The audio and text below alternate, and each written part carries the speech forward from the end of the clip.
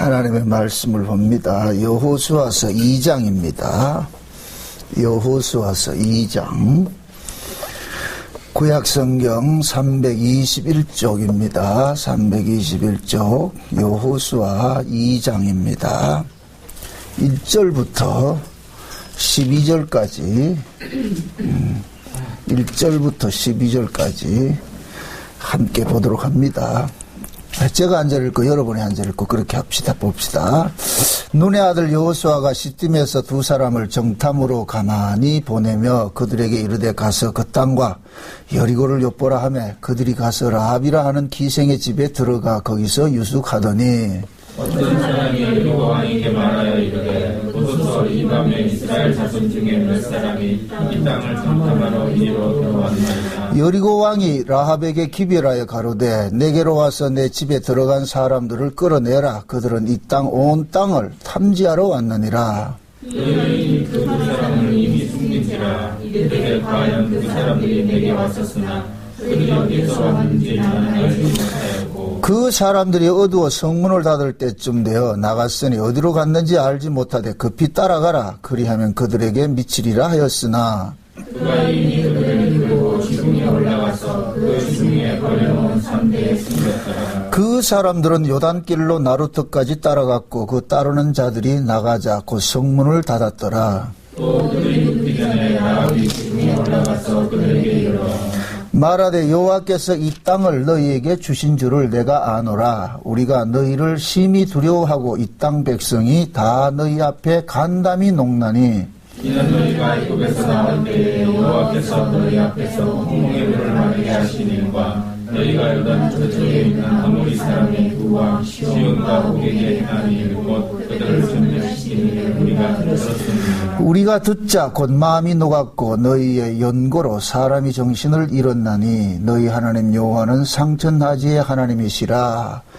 같이 봅니다. 그러므로 청하노니 내가 너희를 선대하였은즉 너희도 내 아버지의 집을 선대하여 나의 부모와 남녀 형제와 무릇 그들에게 있는 모든 자를 살려주어 우리 생명을 죽는 데서 건져내기로 이제 여호와로 맹세하고 내게 진실한 표를 내라. 기도합시다. 아버지 하나님, 하나님의 크신 은혜를 이 시간도 눈으로 보고 귀로 듣고 손으로 만진바되는 복된 시간이 되어지게 도와주시옵소서. 하나님의 말씀을 통하여서 하나님께서 우리를 어떻게 간섭해 오셨고 또 어떻게 간섭하고 계시고 또 앞으로 어떻게 우리를 간섭해 가실 것인가를 이 여호수아를 통하여서 깨달아 아는 시간이 되어지게 도와주시옵소서. 라과 같이 마땅히 저주받아야 될 일은 기생과 같은 저희들입니다. 죄인 중에 괴수임을 고백합니다. 이런 죄인들에게 주의 은혜가 덮쳐와서 이 시간 우리의 입술이 예수를 주와 그리스도라 고백하고 있습니다. 하나님, 그 은혜를 이 시간도 마음껏 찬미하는 시간이 되어지게 도와주시옵소서. 라합을 통하여서 우리의 실존을 보게 하시고 그 라합을 간섭하신 그 하나님의 은혜를 보아서 지금 현재 우리를 간섭하고 계시는 그 하나님의 손길을 보고 감사하는 자리에 나아갈 수 있게 도와주시옵소서. 눈과 귀를 여시고 마음을 열어서 이 한 시간도 말씀이 들려지게 하시고 깨달아지게 하시고 믿어지는 역사들이 우리 안에서 일어나게 도와주시옵소서. 감사를 드렸고 그리스도 되신 예수님의 이름으로 기도합나이다. 아멘. 우리가 하나님의 말씀을 대할 때 성경을 이렇게 볼 때 항상 유념해야 될 것은 뭐냐면은 언약적인 차원에서 성경을 보아야 됩니다. 왜 그러냐면 이 성경 자체가 하나님의 언약을 드러내기 위해서 주어진 말씀이기 때문에 그러면은 그 언약은 우리가 있기 전에 하나님께서 언약을 세우셨단 말이죠. 그 언약을 근거로 해서 우리를 만드셨어요. 다시 말해서 창세 언약을 근거로 해서 이 세상 만물을 만드신 것과 같이 그래서 늘 이야기하지만 창조라는 말은 원인에 의한 결과라 이렇게 얘기했습니다. 창조라는 말이 무엇으로 말미암았다 그 뜻이란 말이죠. 그러니까 무엇이 뭐냐? 창세전 언약입니다. 창세적 언약. 그래서 우리가 이 성경을 대할 때도 항상 유념해야 될 것은 성경은 언약적인 관점에서 성경을 보아야 돼요. 왜 그러냐? 하나님은 언약을 위하여 이스라엘을 선택을 했고 그 이스라엘을 통하여서 언약을 펼쳐 보이신단 말이죠. 그럼 그 이야기는 곧 뭐냐? 이스라엘을 통하여서 하나님의 언약을 펼쳐 보이는 데 있어서 그 언약을 펼쳐 보이는 주체가 누구냐? 하나님이란 말이죠. 그럼 그 언약 속에 무슨 내용이 담겨 있느냐? 자기 백성을 죄에서 구원하는 내용이 담겨져 있죠. 그러면은 자기 백성을 죄에서 구원하는 것이랄 것 같으면은 자기 백성을 찾아가서 구원하는 그 일도 누구의 몫이냐? 하나님의 몫이란 말이죠. 하나님의 몫. 그래서 우리가 예수를 찾아가서 구원을 받는 것이 아니고 예수가 우리를 찾아옵니다. 그래서 기독교 신학을 뭐라 그러냐면 은혜라 그런다고. 은혜. 그 은혜라는 그 말이 구약에 이제 히브리어로는 헤세드라는 그런 단어를 썼는데 그것은 그 뭐냐? 하나님께서 일방적으로 우리에게 다가오는 것을 말합니다. 다가온단 말이죠. 그래서 항상 구원을 이야기를 할 때에 그 구원의 주도권을 누가 쥐고 있느냐? 하나님 쪽에서 쥐고 있거든요. 만약에 인간 쪽에서 그 구원의 주도권을 쥐고 있을 것 같으면 그 구원이 누구의 공로가 되느냐? 인간의 공로가 돼버려요. 인간 자랑이 나타나 버린단 말이에요. 그런 의미에서 지금 이 시대에 어떻게 볼 것 같으면은 뭡니까? 알미니안 계통이라든가 그 침례교 신학 같은 데서는 자유의지를 자꾸만 이야기를 하거든요. 그 침례교 같은 경우에는 자유의지를 가지고 이야기를 하면서 우리가 하나님의 은혜를 받을 수도 있고 안 받을 수도 있고 거부할 수도 있다 그러는 거예요. 그래서 자꾸만 침례교 쪽에서 뭐 하냐? 마음을 여세요. 그 적극적 의지. 그렇죠? 그래서 옛날 78년도인가요? 그 여의도에서 빌리 그리암 목사님이 와가지고서 집회를 할 때 세계적으로 전무후무한 그런 역사가 있는데 100만이 모였다 그랬는데 100만이. 이 기독교 역사 속엔 처음 있는 일이에요. 100만이 모였는데 그때 그 빌리 그리암 목사님이 침례교 목사님이란 말이죠. 그분이 이제 설교를 하고 날 건데 꼭 그때 가면은 무슨 시간을 갖냐? 결단의 시간을 갖죠. 여러분 영접하십시오. 그러면은 그것을 액면 그대로 받으면 뭐 하냐? 아, 내가 예수를 영접해야 되는갑다. 이렇게 생각한단 말이죠. 그러면은 그분들이 그렇게 이해를 하는 거는 왜 그러냐면 성경 속에서 자유의지를 자꾸만 생각한단 말이에요. 인간은 예수를 믿을 수도 있고 안 믿을 수도 있고 성경을 보면은 그럴듯하게 그려져 있어요. 그러니까 인본주의로 접근을 하는 거예요. 인간 중심에 접근을 하는 거예요. 그러나 인간은 하나님과 우리와 이 관계는 단절된 관계예요. 이걸 에덴 동산을 한번 비유를 해보잔 말이에요. 아담과 하와가 범죄를 하고 나니까 하나님께서 아담과 하와를 에덴 동산에서 쫓아내버리죠. 쫓아내고 어떻게 합니까? 문을 걸어 잠그고 천사들을 통해서 지키게 만들죠. 천사들을 통해서 지키게 하는 이유는 뭐예요? 아담과 하와가 들어오지 못하게 하는 거잖아요.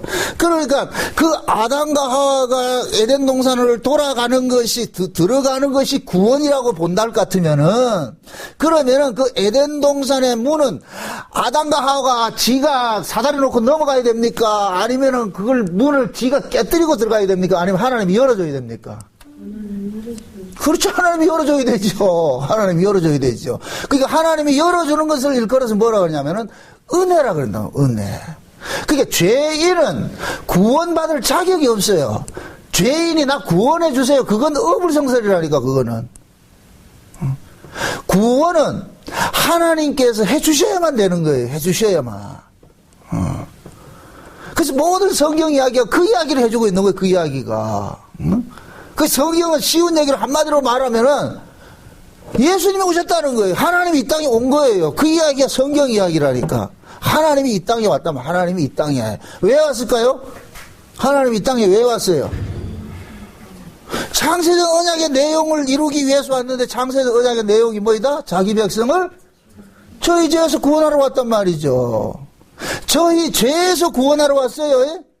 죄가 뭐냐? 하나님과 담이 쌓아진 것이 죄예요. 그 담을 인간 쪽에서 연다 못 연다?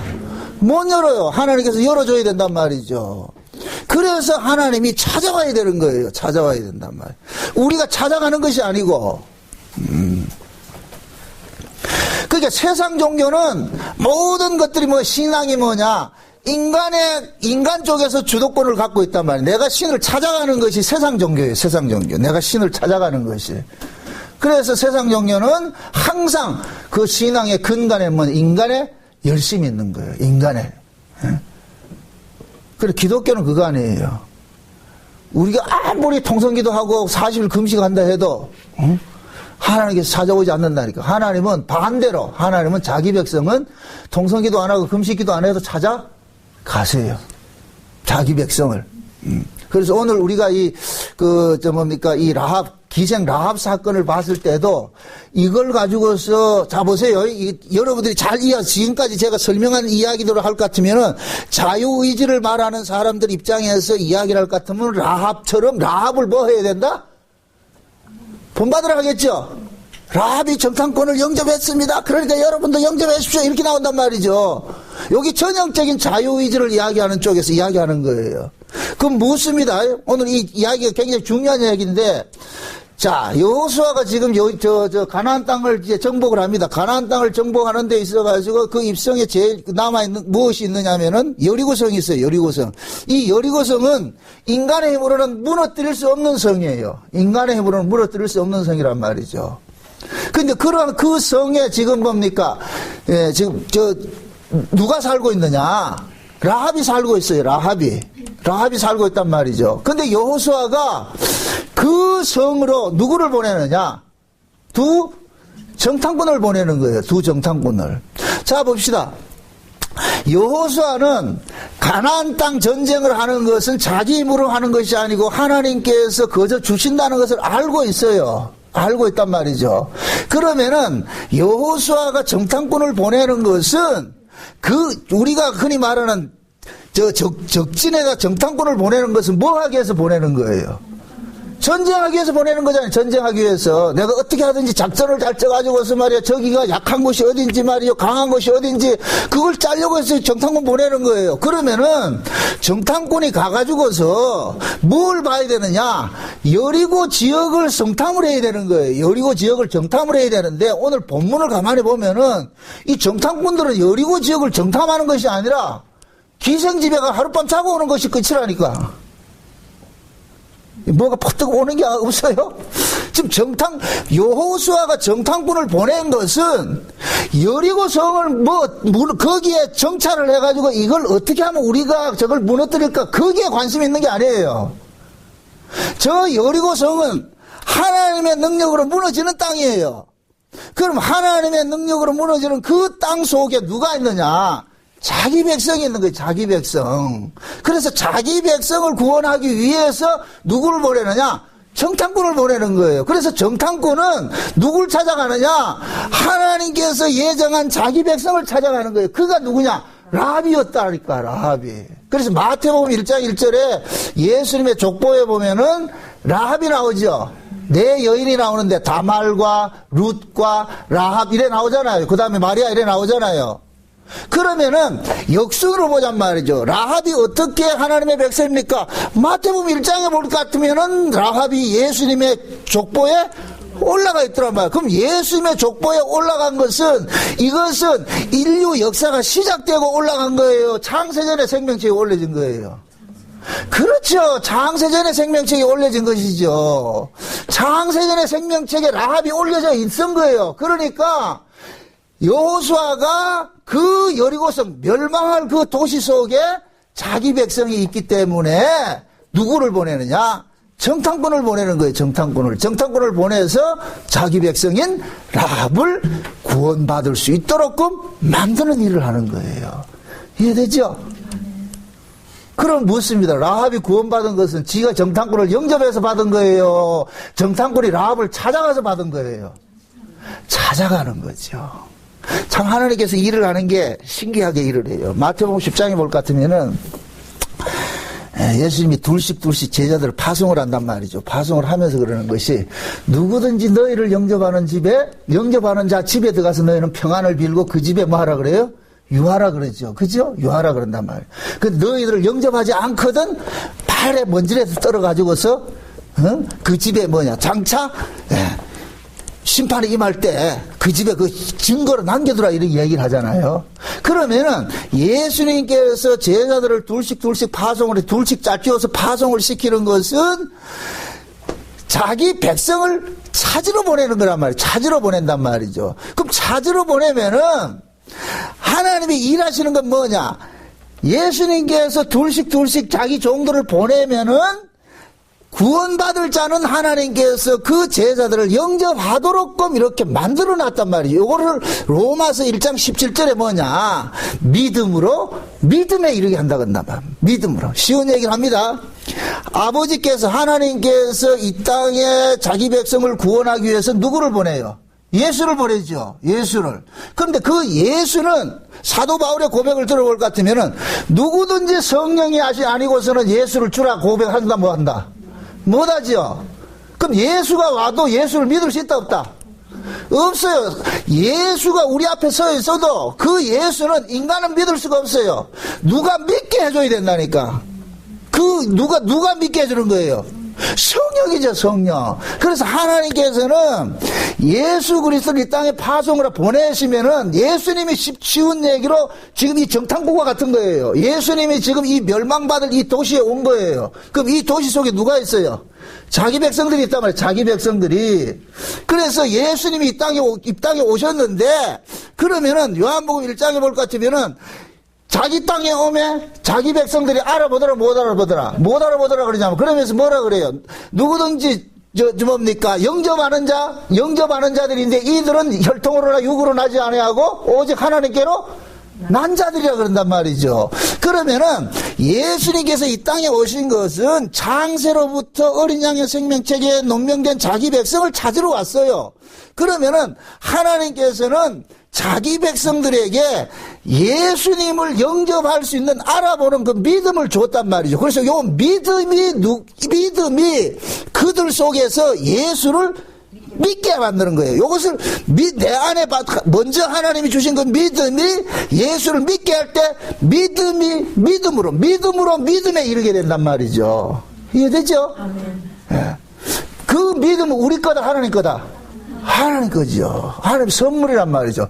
그게 쉬운 얘기로 하나님께서는 예수를 보내서 자기 백성 구원하는 건 짜고 치는 고스톱이야. 짜고 치는 고스톱. 자기 백성들에게는 예수를 알아보고 믿도록 해주는 거예요. 히브리서 11장 봅시다. 히브리서 11장. 히브리서 11장을 봅니다. 31절을 봅시다. 11장 31절을 봅시다. 31절 봅시다. 다 같이 봅니다. 다 같이 시작. 믿음으로 기생 라합은 정탐꾼을 평안히 영접하였으므로 순종치 아니한 자와 함께 멸망치 아니하였다. 자 봅시다. 기생 라합이 정탐꾼을 평안히 영접한 것은 자기가 했어요? 믿음이 했어요? 믿음이었죠. 그러니까 히브리서 11장은 주제는 뭐라 그랬어요? 주어가 믿음이라 그랬죠. 항상 믿음이 어떤 일을 일으키는 거예요. 그래서 모세가 애굽의 왕자를 버리고 광야를 간 것도 모세 지가 한 것이 아니고 믿음이 모세 매가지를 끌고 간 거예요. 이해되죠? 그러면 라합이 정탐꾼을 영접한 것도 라합의 실력이 아니고 믿음이 라합을 끄집고 정탐꾼을 만나게 해준 것이란 말이죠. 요렇게 됐을 때 라합이 정탐꾼을 영접한 것은 자기 의가 되는 것이 아니고 뭐가 되느냐? 하나님의 은혜가 된다 말이야. 은혜. 그러니까 이 여호수아서를 우리가 살펴보면서 라합이 정탐꾼을 만난 것을 라합에게 포커스를 맞추면 안 된단 말이에요. 그래서 여러분들이 성경을 볼 때 구약이든 신약이든 어떤 사건을 그 사건이 일어났을 것 같은 그 사건의 주체를 자꾸 하나님 쪽에서 봐야지 인간 쪽에서 접근하면 안 돼요. 그건 인본주의라니까. 그러니까 내가 예수를 믿는 것도 내가 믿는 게 아니란 말이죠. 겉으로 나타나는 것은 내가 믿는 것으로 나타나는데 그러나 죄인은 본질적으로 예수를 믿을 수 있다 없다? 못 믿는 거예요. 그래서 사도 바울이 누구든지 성령이 아니고서는 예수를 주라 시인할 수 없다 그러는 거예요. 또 반대로 예수를 주라 시인하 성령으로 예수를 주라 시인하는 사람은 예수를 부인한다 안 한다? 안 하는 거예요. 여러분들 보세요. 예수 믿는 것도 우리 힘으로 안 되고 예수를 부인하는 것도 우리 힘으로 안 된다니까. 이게 안 믿어진다. 큰일 났다, 이제. 얼굴들 보니까. 나 예수 안 믿을래. 형도 한번 시험 한번 해보세요. 그럼 내일부터 나오지 마시라고, 교회 오지 마시라고 한번 해보라니까. 또 부득불 또 여러분들의 머리큐가 좀 작으니까 부득불 이해를 돕기 위해서 제가 간증한다. 제가 율법에 특심할 때, 그런데 원데이 어느 날 딜레마가 오는 거예요. 이거 아닌데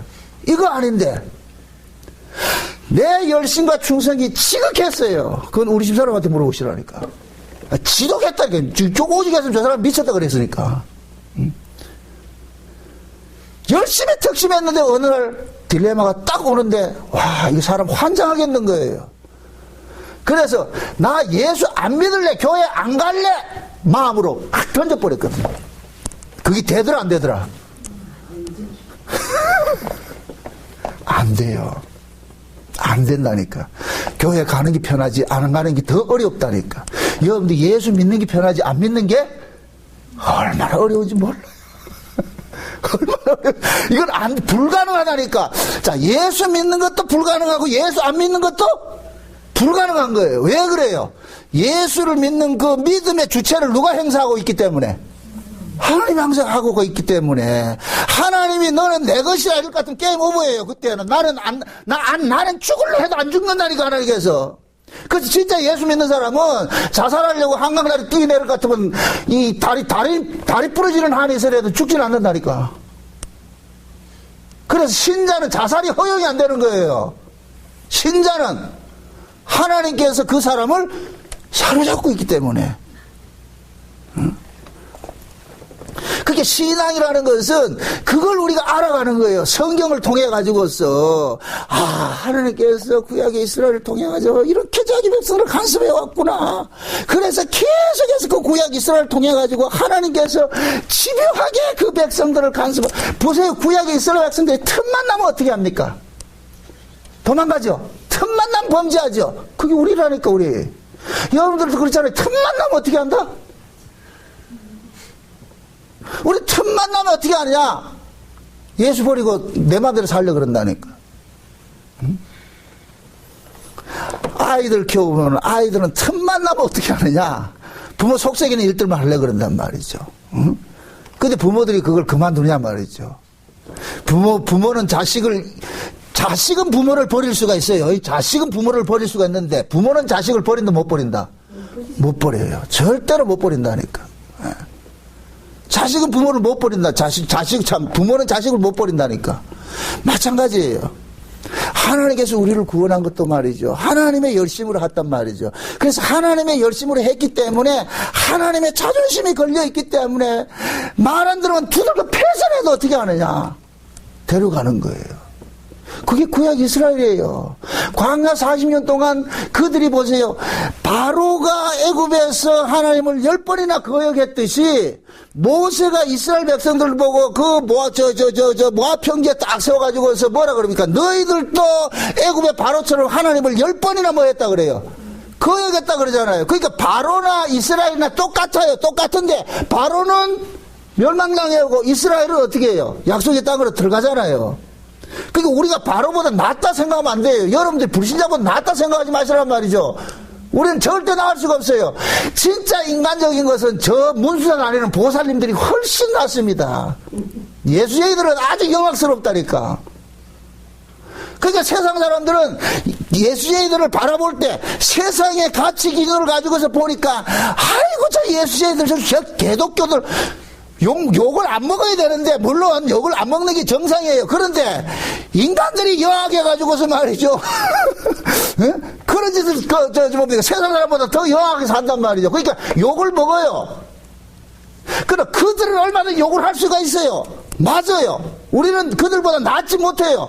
그럼에도 우리가 하나님 앞에 나올 수 있는 것은 뭐냐? 하나님의 그 은혜가 우리로 하여금 강건하기 때문에 하나님께서 우리의 허물을 보지 아니하시고, 그래서 이사야 53장에 그러잖아요. 그가 찔림은 우리의 허물을 인하며, 그가 징계를 받음으로 우리가 나음을 입었고, 여호와께서 우리의 죄를 그에게 담당시키셨어요. 이게 기독교라니까.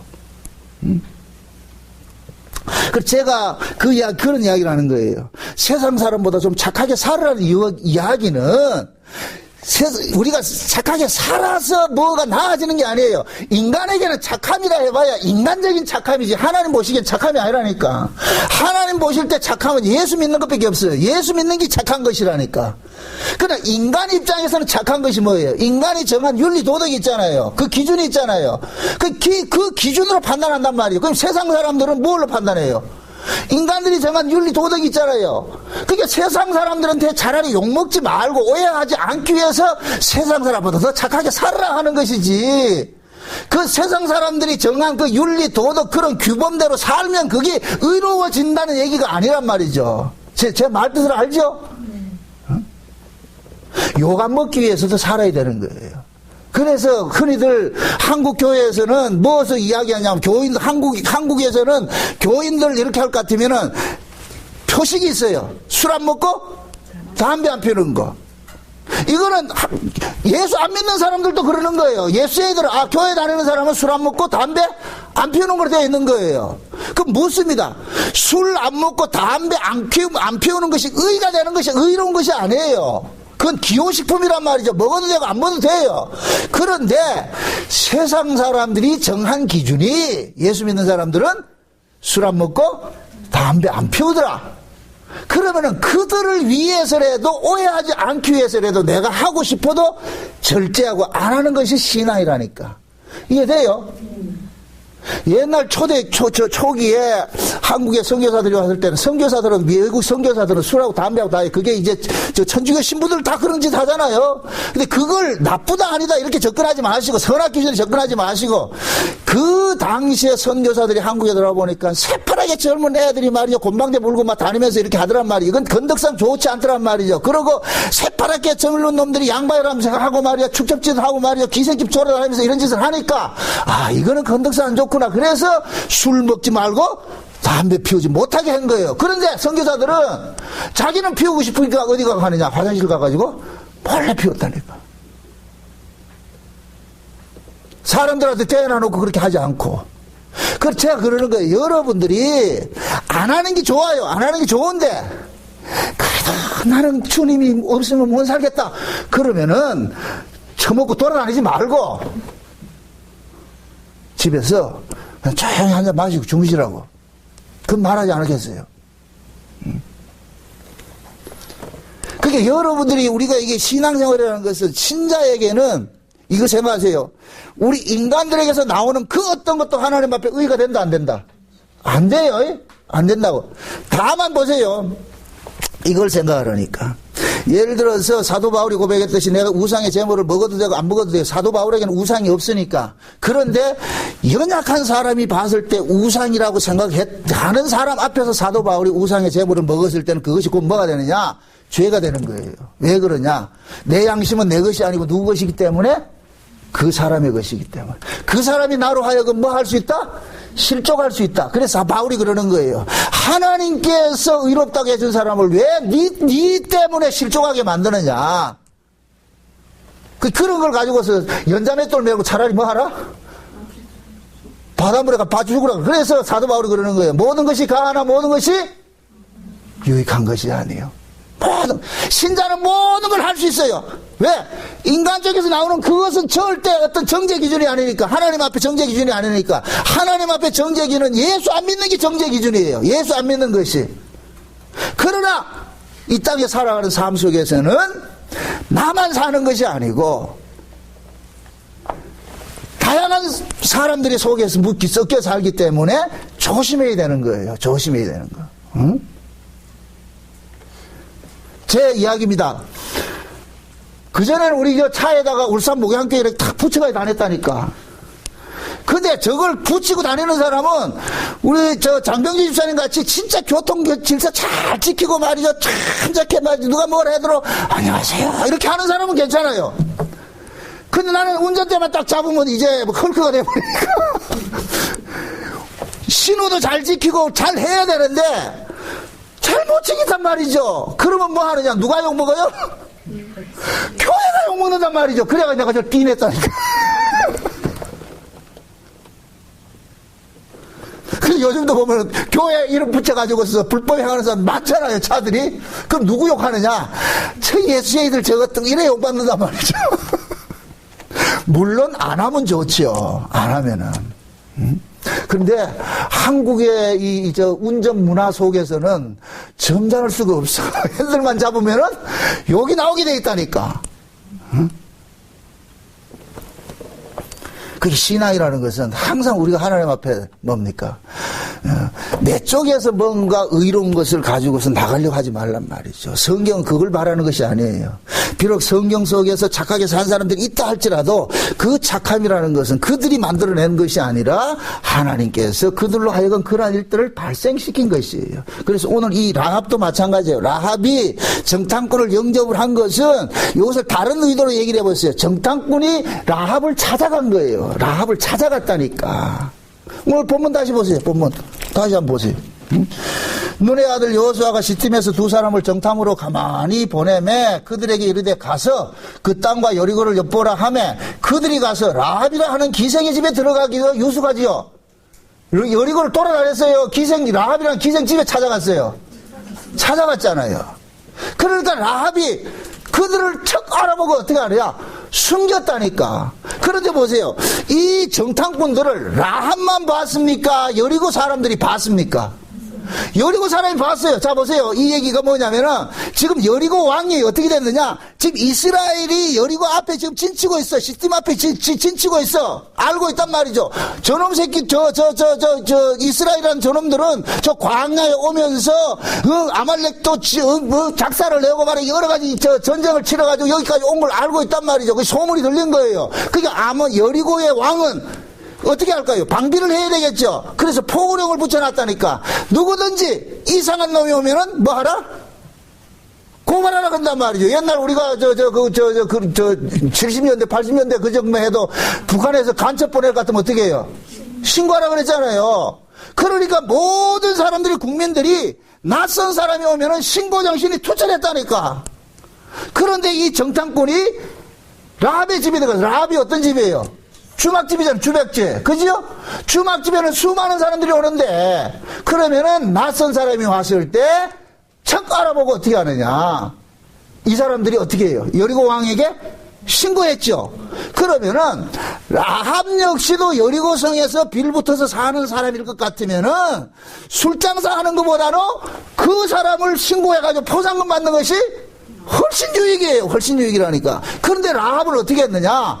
그 사람들을 신고해서 포상금 받는 것이 아니라 이 사람들을 어떻게 했어요? 숨겨줬다니까. 숨겨줬다니까. 그게 보세요.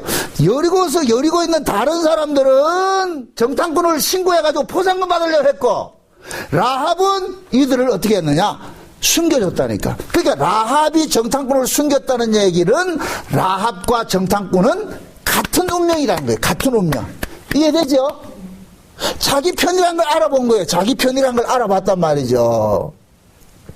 그러니까 라합 속에 하나님의 은혜가 하나님이 주신 그 믿음이 라합으로 하여금 정탐꾼을 영접하게 한. 그걸 히브리서에서는 그러잖아요. 믿음으로 라합은 두 정탐꾼을 그것도 평안히 뭐 했다?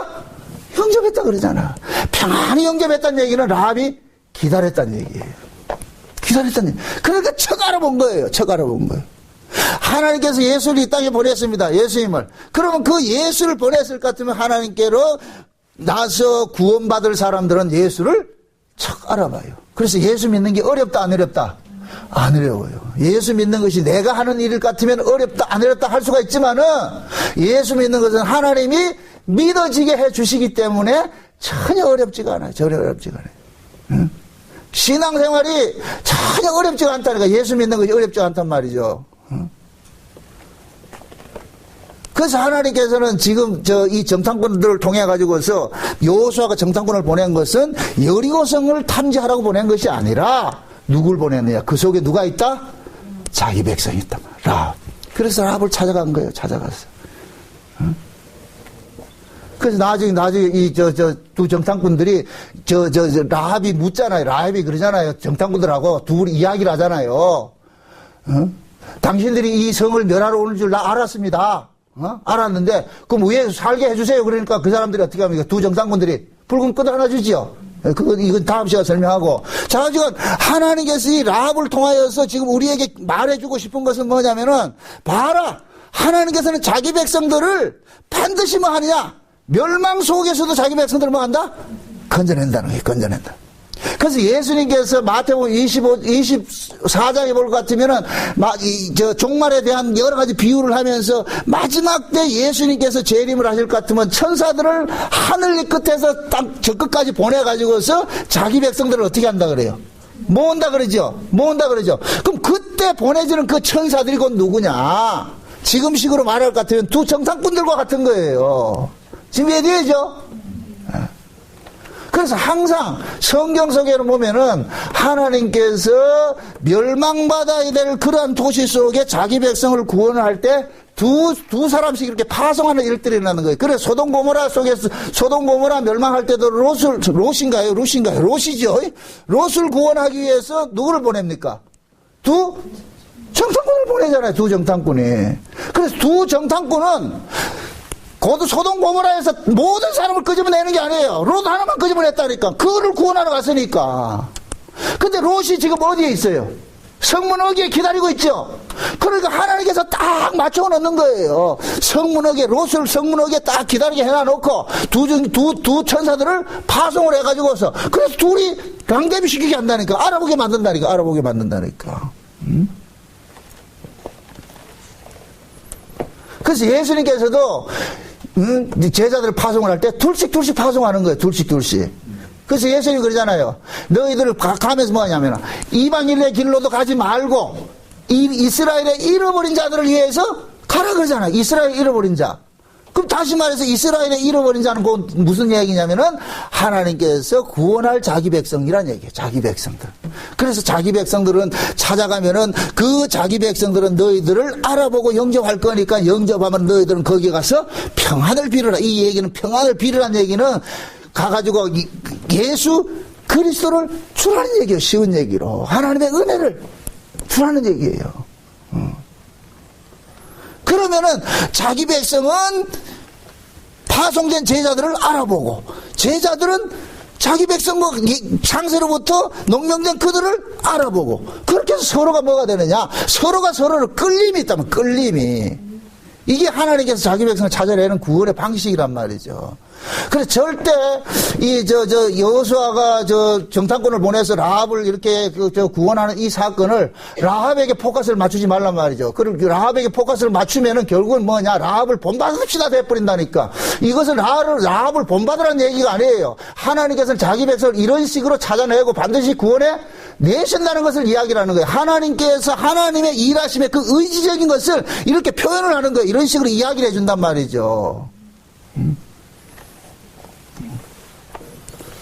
그래서 우리는 이 라합의 사건을 통해 가지고서 또 하나 이렇게 교훈을 받아야 되는 것은 뭐냐면은 두 가지 의미가 있단 말이죠. 하나님께서는 멸망받아야 될 그 도시 속에 분명히 자기 백성을 이런 식으로 찾아낸다는 것이 있고, 그러면은 또 반대로 자기 백성은 어떤 식으로 살고 있느냐. 그 세상에 코박고 터박고 사는 자가 아니라 항상 떠나는 자세로 살고 있는 거예요. 그러니까 지금 보세요. 라합 같은 경우에는 지금 이 땅이 지금 멸망받는다는 걸 알고 있단 말이죠. 라합이 어떻게 알았어요? 소문을 들었거든요. 소문을. 그러니까 지금 이스라엘이 여기까지 온 것에 대해서 라합은 다 소문을 들었어요. 그게 라합이 소문을 들었다는 얘기는 여리고성에 있는 사람들이 다 소문을 다 들었다는 얘기예요. 그렇잖아요. 소문을 다 들었을 것 같으면은 그 소문을 옳게 그것을 제대로 들어서 자기화가 된 거, 자기 것으로 아는 사람들은 어떤 식이 되어 있느냐? 이 여리고를 떠나야 되는 자세로 사는 거예요. 떠나야 되는 자세로. 그것이 떠나야 되는 자세로 사는 것이 라합이 여리고를 정탐하러 온 정탐꾼을 신고하지 않고 그들 운명에 동참하는 것으로, 그들과 합류하는 것으로 보여주는 거예요. 그러니까 라합은 여리고에 살지만 여리고 사람같이 산 것이 아니죠. 여기를 떠나야 되는 자세로 사는 거예요. 지금 우리가 마찬가지예요. 저와 여러분들은 비록 이 땅에 살고 있어요. 코박고 살고 있어요. 그러나 우리는 이 땅에 정주고 사는 것이 아니라 여기에 우리가 터박고 사는 것이 아니라 우리는 항시 떠날 자세로 사는 거예요. 떠날 자세. 이해돼요? 네. 여러분들이 주일날 이렇게 모이고 수요일날 모이고 교회로 모이는 것은 출애굽의 연습이라니까. 늘 출애굽을 하는 거예요. 세상 사람이 아니고 나는 하나님의 사람으로 하는 것을 자꾸만 이렇게 모임을 통해서 드러내는 거예요. 예배 시간이 됐는데도 말이죠, 술집에 들어가가지고 예수 믿는 사람이 들어앉아있고 어디 놀러가고 있을 것 같으면 그건 아니라니까.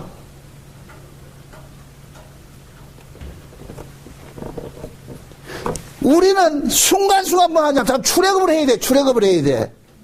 세상 사람 아닌 것으로 사는 자세가 필요하다니까.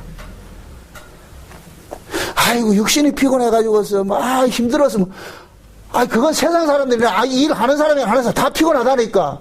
그걸 이겨내는 게 신앙이라니까. 제발 여러분, 제가 염려스러운 게 그거예요. 복음화 하는 것을 가지고 자기 합리화시키지 마세요. 자기 현실에 안주하는 합리화시키지 말라니까. 복음은 뭐냐? 손해를 감수하고서라도 내가 가야 할 그 자리로 가는 거예요. 찾아가는 거라니까.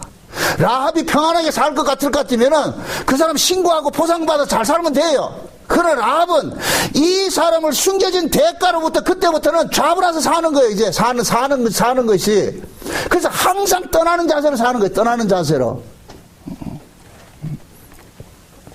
그래서 하나님께서는 자기 백성들에게 예수가 그리스도로 믿어지게 할 것 같은 믿어지게 해주면은 그 예수가 믿어지는 사람들은 이 세상에 살면서 세상 아닌 사람 같은 자세로 살게 되는 거예요. 그것이 삶의 가치가 다른 가치로 사는 거예요. 다른 가치로. 그러니까 지금 라합을 통해 가지고 하나님께서는 두 가지로 이야기해 주는 거예요. 두 가지로. 봐라, 너희들이 믿음이 뭐냐? 믿음이라는 것은 뭐냐? 라합처럼 그 땅에 살지만 그 땅 사람 아닌 속으로 사는 것이 믿음이라는 거예요. 이것을 야고보서에서 뭐라 그러냐? 믿음과 행함을 이야기를 할 때 라합을 들고 나온다니까. 야고보서 한번 보세요. 야고보서 2장을 봅니다. 야고보서 2장을 봅니다. 야고보서 2장 22절부터 봅시다. 22절부터 봅니다. 야고보서 2장 22절부터 봅니다. 같이 봅니다. 내가 보거니와 믿음이 그의 행함과 함께 일하고 행함으로 믿음이 온전케 되었느니라. 이에 경에 이른바 아브라함이 하나님을 믿으니 이것을 의로 여기셨다는 말씀이 응하였고 또 하나님의 벗이라 칭함을 받았나니 이로 보건대 사람이 행함으로 의롭다 하심을 받고 믿음으로만 아니니라. 또 이와 같이 기생 라합이 사자를 접대하여 다른 길로 나가게 할 때에 행함으로 의롭다 하심을 받은 것이 아니냐. 영혼 없는 몸이 죽은 것 같이 행함이 없는 믿음은 죽은 것이니라. 자 보세요. 라합이 나는 여리고에 살지만은 나는 여리고 사람이 아닙니다 하는 그것이 무엇으로 드러났어요? 정탐꾼을 숨겨주는 것으로 드러났죠. 그러니까 정탐꾼을 보세요. 여리고 왕이 누구든지 간첩이 오면 그 간첩을 신고하라고 했는데 라합이 간첩을 신고하기는 그냥 간첩을 숨겨놨단 말이죠. 우리나라도 만약에 간첩 숨겨주면 어떻게 돼요? 빨갱이를 몰려. 이거는 범 있는 죄로 추포된다니까. 지금 라합은 보세요. 분명히 이 적군이 정탐꾼을 자기 집에 영접을 할 것 같으면은 누가 만약에 이 사실을 알고 신고하면 라합도 똑같이 뭐예요? 죽임을 당한다니까. 근데 라합은 그걸 알면서도 그 정탐꾼을 어떻게 했어요? 숨겨놨죠. 그걸 야고보서는 뭐라 그래요? 행함이라고 그러잖아요. 행함. 믿음이 일으킨 행함이라니까. 그러니까 진짜 믿음은 뭐냐? 라합과 같은 이러한 것들이 나타나게 된다니까. 그게 예수 믿는 것은 머리로만 아는 것이 아니란 말이에요. 요즘은 복음을 머리로 아는 사람이 많아서 문제인데, 여러분들 복음은 수학 공식 외우듯이 영어 단어 외우듯이 머리에 암기하는 게 아니에요. 복음은 뭐냐? 생명이라니까. 생명은 반드시 뭐로 나타난다? 가연적으로 나타남이 있다니까. 삶으로 표현이 된다니까. 그래서 야고보서 그러는 거예요. 행함이 없는 믿음은 죽은 것이라 그러는 거예요. 그러니까 라합의 믿음이 살아있다는 것을 뭘로 표현한 거예요? 정탐꾼과 동일한 그들과 똑같은 운명으로 하나 되는 것으로 나타난 거예요. 그럼 저와 여러분들 묻습니다. 우리가 예수를 믿어요.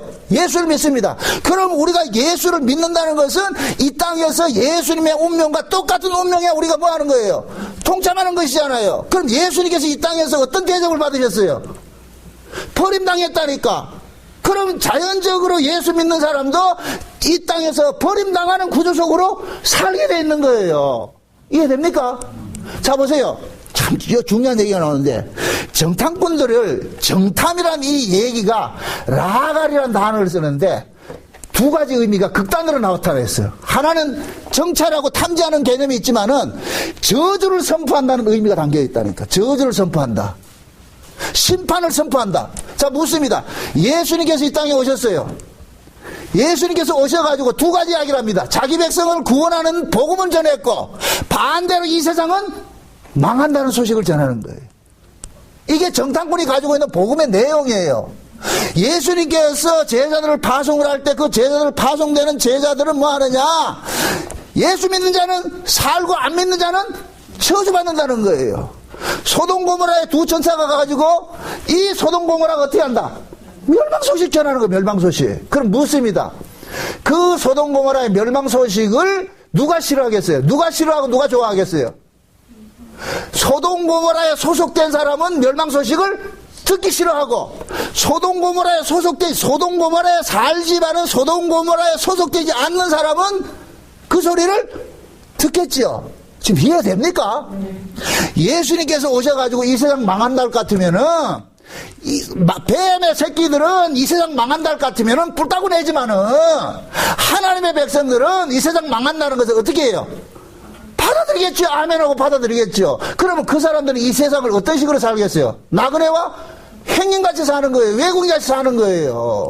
그러니까 신자가 신앙생활이라는 것은 이 땅에 누릴 거 다 누리고 자기 할 거 다 하고 그렇게 사는 것이 아니란 말이죠. 신앙이라는 것은 내가 비록 그 일을 할 수 있어도 그 일을 예수 때문에 복음 때문에 안 하는 것이에요. 안 하는 것이라니까.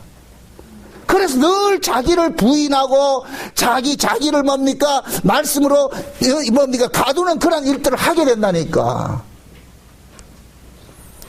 근데 요즘은 저 복음 한다고 하면서 불신자보다 더 악하게 사는 사람이 수태히 많잖아요. 그건 아니에요. 그건 아니에요. 그래서 제가 그들을 영주주의라 그러는 거예요. 영주주의. 지금 보세요. 지금 정탐꾼은 여리고성에 멸망하는 그 소식을 전하러 간 거예요. 멸망 소식을 전했다니까. 그러니까 라합 같은 사람은 뭐 하느냐?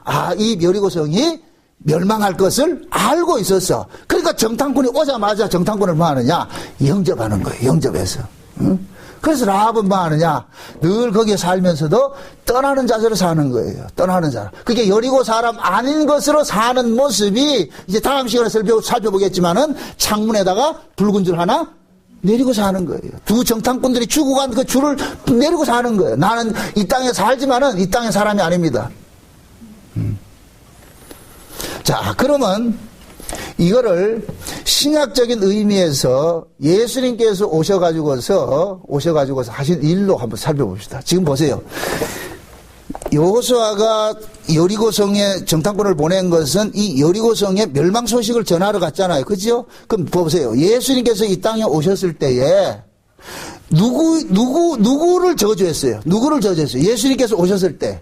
누가 예수님을 핍박하고 누가 예수님을 십자가에 죽게 했어요? 율법주의죠. 율법주의. 그죠? 예수님께서 이 땅에 오셨을 때는 이 땅의 모든 사람들은 죄와 사망의 권세 아래 가두어져 있었어요. 죄와 사망의 권세 아래 가두어져. 유대인들은 그 당시에 예수님이 오셨을 땐 전부 어디에 가두어져 있냐? 율법신앙에 가두어져 있어요. 율법신앙에. 그 율법신앙에는 벗어날 수가 없는 것이에요. 철옹성 같은 것이에요. 여리고성과 같은 것이에요. 여리고성 같은 것이란 말이죠. 그래서 예수님께서 오셔가지고서 그 율법주의 안에 있는 자기 백성들을 어떻게 하느냐? 끄집어내는 일을 한 거예요. 지금 이해돼요? 그럴 것 같으면은 여호수아가 가나안 진격하면서 무너뜨리는 여리고성은 신약적인 의미로 봤을 때 광의적인 의미에서는 장차 이 세상이 멸망하는 것들은 맞지만은 그것을 영적인 의미와 신앙적인 의미로 봤을 때는 뭐가 되냐? 여리고성이 뭐가 되느냐? 율법주의가 되는 거예요. 지금 이해돼요? 예수님께서 오셔가지고 율법주의를 뭐 했어요? 무너뜨렸단 말이죠. 율법주의의 근간이 뭐예요? 율법주의를 지탱하는 것이 뭐예요? 인간의 뭐예요? 의란 말이에요. 인간의 행함이고 인간의 의란 말이죠. 그래서 예수님께서 인간의 의를 깨뜨린 일을 하신 거예요. 이 땅에 오셔가지고서. 그래서 자기를 의지하는 자는 예수님 앞에 전부 저주거리가 되는 거예요. 자기를 의지하는 자는. 그것이 나타난 것이 율법을 지키고 의롭다고 여기는 바리새인들로 나타나는 거예요. 바리새인들로.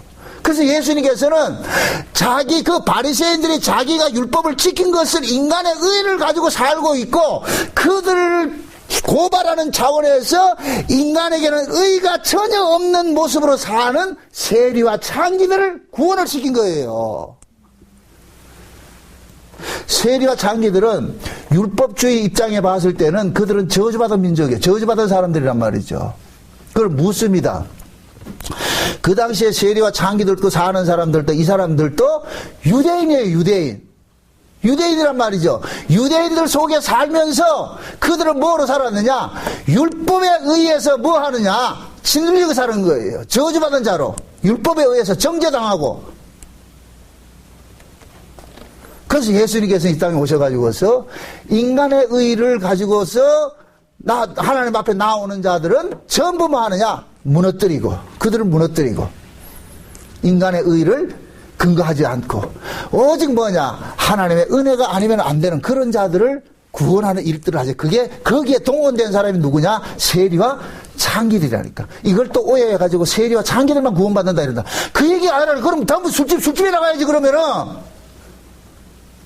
세리와 창기들을 구원받는다 그렇게 하는 이야기는 바리새인들의 대척점에 그들을 세워놓은 거예요. 인간의 의를 자랑하는 자들을 대척점에 인간의 의라고는 없는 스스로가 나는 저주받아 마땅한 사람이라는 걸 아는 사람들을 세워놓은 거예요. 그래서 하나님께서는 예수 그리스도를 보내서 예수님께서는 뭐냐? 인간의 의를 자랑하는 자들은 저주해버리시고 인간의 의가 없음을 알고 스스로 자기가 뭐하냐? 죄인이라 아는 그들을 뭐하냐? 구원하는 일들을 했다니까.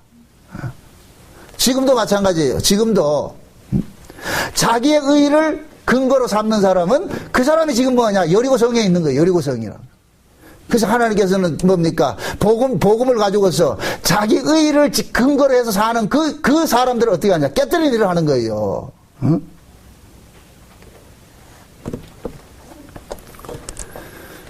지금 우리가 이 시대로 이야기할 것 같으면은 여리고성이 무너지는 이 사건과 여리고성에 있는 라합의 구원하는 그 사건들을 복음적으로 이해를 해가지고서 저와 여러분들이 이제는 우리가 두 증인들이 돼가지고 계시록 11장에 볼 것 같으면 두 증인들이 어디로 들어갑니까? 교회로 들어가지요. 두 증인들이 교회에 가가지고 누구를 구원하느냐? 율법의 의로 가득하고 있는 그들 속에 뭡니까? 하나님의 백성들을 찾아내는 일을 하잖아요. 그럼 저와 여러분들이 이제는 두 증인들이 되는 거예요. 두 증인들이 해서 여러분들이 가서 싸워야 될 사람들은 누구냐면 세상이 아니고 누구냐? 교회 안에 누구다? 자기 의를 근거로 해서 신앙으로 가지고 있는 율법주의자들을 뭐 해야 된다? 그들을 배척해야 되는 거예요. 그들의 신앙을 고발을 하고 예수 그리스도를 믿는 믿음이라는 것은 인간의 의로 믿는 것이 아니고 오로지 뭐냐? 하나님의 의가 아니면 예수님의 의가 아니면 안 된다는 이 사실을 설파하는 거예요. 그래서 복음이라는 것은 반드시 양면성을 가지고 있는 거예요. 자기 백성들에게는 구원의 복음이지만은 자기 백성 아닌 자들에게는 저주고 멸망의 소식이라니까. 멸망의 소식. 그러니까 멸망받을 자들은 멸망의 소식을 좋아한다 안 좋아한다? 안 좋아하겠죠. 그러니까 이게 마찬가지인 거예요. 라합과 같이 라합을 여리고성에 살면서도 여리고성을 떠나야 되는 자세로 사는 라합에게는 두 정탐꾼의 소식은 복음이 되는데 여리고성에 터받고 코받고서 영영토록 살고자 하는 그 여리고 원주민들은 여리고의 멸망 소식이 듣기 좋다 듣기 싫다? 듣기 싫죠. 그럼 지금도 여러분들이 이 복음을 전하다 올 것 같으면 누구한테 핍박을 받아요? 이방 사람들이에요? 아니잖아요. 교회 안에 자기 의를 가지고서 신앙이라고 하는 그들이 그것이 신앙이 아닙니다 이야기할 때 그것이 신앙이라고 붙잡고 있는 사람들은 뭐하냐? 여러분들 이다이라 그러죠.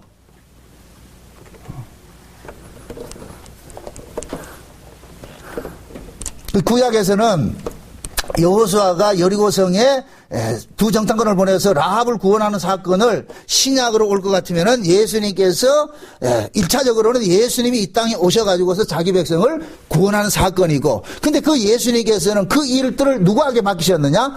제자들에게 맡기셨어요. 그럼 이 땅에 교회가 있다는 얘기는 뭐냐?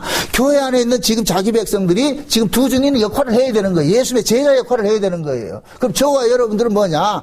우리에게 하나님께서 복음을 줘가지고서 이제 예수 그리스도의 십자가의 도를 줘가지고서 이 예수님의 십자가 도라는 것을 인간의 의는 기각시키고 오직 예수 그리스도 의만 붙잡는 것이잖아요. 이 일들을 여러분들이 뭐냐? 여러분들의 주변에 예수의 의를 붙잡지 않고 인간의 가능성을 가지고서 인간의 행함에 의지하는 그런 사람들에게 뭐냐? 이 복음의 이야기를 해줘야 되는 거예요. 그럴 때 진짜 하나님의 백성은 그 소리를 듣고 돌아오는 사람이 있는가 하면은, 아닌 사람들은 뭐 하느냐? 여러분들을 핍박하겠죠. 그 핍박당함의 구조 속에 우리가 떨어질 때 우리는 뭐가 되느냐?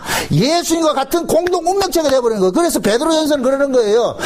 예수님께서 건축자들의 버린 돌이 됐는데 너희들도 예수님처럼 건축자들의 버린 돌이 될 것이다. 그러면 하나님께서 버려진 그 돌을 가지고서 하늘 예루살렘 성을 짓는 거예요. 이해됩니까? 그러니까 예수 믿는 사람은 예수님과 똑같은 운명 속에 처하게 돼 있다니까. 그게 우리 운명이라니까, 우리 운명. 그래서 구약에 지금 이 여호수아를 통해 여호수아가 두 정탐꾼을 보내서 라합을 구출하기 이 사건은 신약적인 의미에서는 예수님께서 오셔가 자기 백성 구원하는 사건을 맞지만은 그것이 예수님께게만 그치는 것이 아니라 지금도 계속해서 영속적으로 이 교회 안에서 자기 종들을 통해서 일어나고 있는 거예요. 그런 의미에서 여러분들은 뭐냐? 두 정탐꾼이 돼야 되는 거예요. 두 정탐꾼이. 정탐꾼이 돼서 뭘 해야 되느냐? 예수 그리스도에 속한 자들은 복음을 주고 속하지 않는 자들은 그들의 신앙이 잘못됐던 것을 지적해주고, 그러다 보면 필연적으로 뭐가 닥치느냐? 핍박이 닥치겠죠. 우리는 그 핍박을 당할 수밖에 없어요. 당하게 돼 있다니까. 그러나 그 핍박을 당할 때 여러분들은 재수없다 하지 말고, 내가 지금 가는 길이 예수님이 가신 그 길에 동참하고 있구나 생각을 하시고 그것으로 감사하며 사시기를 주 여러분 축원드립니다. 아멘. 기도합시다. 아버지 하나님 감사합니다. 하나님께서 우리에게 주신 이 은혜가 너무나도 크고 중한데 우리는 그 하나님의 은혜를 자꾸만 우리의 행위로 둔갑시키고 있습니다. 하나님, 이 악함을 용서하시고 날마다 우리의 의를 기각당하게 하시고 온전히 예수 그리스도에만 붙잡을 수 있는 그러한 믿음 안에 거할 수 있도록 도와주시옵소서. 예수님의 이름으로 기도합나이다. 아멘.